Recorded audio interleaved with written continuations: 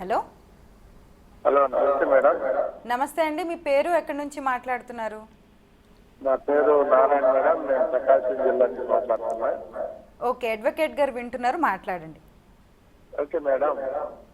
చెప్పండి నమస్తే చెప్పండి. నమస్తే అండి, చెప్పండి. ఏం లేదు మేడం, మా పాపలో ఒకటి మా భార్య భర్తల మధ్య విభేదాలు కాబట్టి ఒక్క నిమిషం మేడం, మళ్ళీ ఒక్క నిమిషం బాబు కొంచెం బట్టి మళ్ళీ మేడం. దానివల్ల మేము కోర్టుకి వేస్తాం మేడం. ఆ కోర్టుకి వేస్తే కోర్టు మాకు డిక్లేర్ చేసింది నెలకి 8,000 డబ్బులు ఇవ్వమని.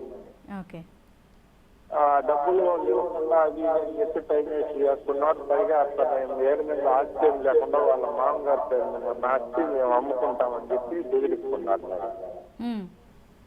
అదే మేడం తెచ్చు మాకు ఆ కోర్టుకి వెళ్ళి మేము డబ్బులు పెట్టుకోవడానికి లాయర్ల దగ్గర మాకు ఆ ఆర్థిక ఇబ్బంది వల్ల మేము కొంత అట్లా కూడా తప్పులు వస్తున్నాం మేడం. మాకు సొల్యూషన్ ఏమైనా ఉందే మేడం? వాళ్ళ అమౌంట్ అయితే ఇవ్వట్లేదు మేడం. కోర్టు అయితే డిక్లేర్ చేసింది మాకు నెలకు 8,000 ఇవ్వమని. మా అమ్మాయికి పాప ఉంది. ఓకే, మీరు అంటే మెయింటెనెన్స్ కేసు ఒకటే వేసినట్టున్నారు, అందుకని కోర్టు మెయింటెనెన్స్ కట్టమన్నారు. అలాగే ఒకవేళ మీ కూతుర్ని వాళ్ళు సరిగా చూసుకోలేదు, గృహహింస పెట్టారు అంటే మనకి గృహహింస చట్టం కూడా ఉంది. గృహహింస నిరోధక చట్టం అని మనకు ఒకటి ఉంది. దాని ద్వారా ఏంటంటే మీరు ఇచ్చిన కట్నం అనుకోనియండి, మీరు ఏది పెట్టినా అమ్మాయికి, అలాగే వాళ్ళ ఇప్పుడు అత్త మామల దగ్గర ఉండే ఇంట్లో కానీ ఉండడానికి మీ అమ్మాయికి అవకాశం కల్పిస్తుంది. అలాగే ఆమె ఉన్న బంగారం కానివ్వండి, డబ్బులు ఏదైనా కూడా తిరిగి మీ అమ్మాయికి అప్పజెప్పమని కోర్టు చెప్తుంది. అంతేకాదు నష్టపరిహారం కూడా చెల్లించమంటుంది. తర్వాత పిల్లలు ఉంటే పిల్లల చదువు బాధ్యత అవన్నీ కూడా వాళ్ళనే తీసుకోమంటుంది. ఆ గృహహింస చట్టం కింద ఏంటంటే భర్తతో పాటు అత్త మామలు ఇంట్లో అంటే ఆమె ఇంట్లో కలిసి ఉన్న వాళ్ళు ఎవరెవరైతే ఉంటారో వాళ్ళని కూడా పార్టీలుగా చేస్తాం. కాబట్టి ఇప్పుడు ఆ మామగారు ఆస్తి అమ్ముతున్నారు అని అనుకుంటే ఆయన సొంత సంపాదన కాకుండా జాయింట్ ఆస్తి కనుక అవుతే మీ అమ్మాయి ఆ చట్టం ద్వారా అది అమ్మకుండా కూడా చేసుకోవచ్చు.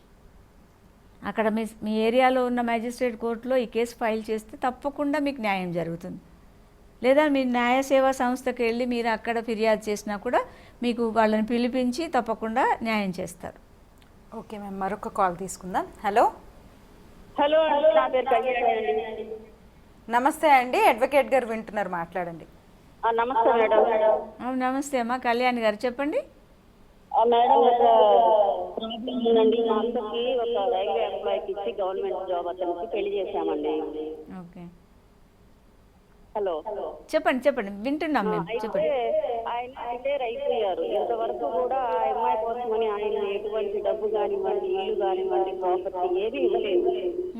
అయితే ఇప్పుడు రిటైర్ అయిపోయారు కాబట్టి మనం ఆయన లీగల్ గా ఏమైనా అప్రోచ్ అవ్వచ్చా? ఈ అమ్మాయికి ఏదన్నా ఒకటి ఏర్పాటు చేద్దామని నా ఆశ అండి.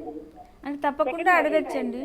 ఓకే, అంటే ఇప్పుడు ఫస్ట్ వైఫ్ బ్రతికి లేరు అనుకుంటే సెకండ్ భార్యకి లేరు కదమ్మా, రెండో భార్యకి ఖచ్చితంగా ఆమెకి చట్ట ప్రకారం హక్కు ఉంటుంది. రిటైర్ అయిపోయిన తర్వాత పెన్షన్ని జనరల్గా అటాచ్మెంట్ చేయకూడదు అని చట్టం చెప్పింది. కానీ భార్య మెయింటెనెన్స్ ద్వారా అడిగినప్పుడు మటుకు ఖచ్చితంగా పెన్షన్ నుంచి ఇవ్వచ్చు అని కూడా మనకి కొన్ని జడ్జిమెంట్స్ ఉన్నాయి. కాబట్టి భార్య ఆయనకు వచ్చిన పెన్షన్ మీద నాకు పర్మనెంట్ ఎల్మనీగా అంటే శాశ్వత భరణం కింద నాకు ఇంత అమౌంట్ కానీ లేదా ఏదన్నా ప్రాపర్టీ కానీ ఇప్పించండి అని చెప్పి కోర్టు ద్వారా తను అడగచ్చు. ఖచ్చితంగా ఆమెకి న్యాయం జరుగుతుంది.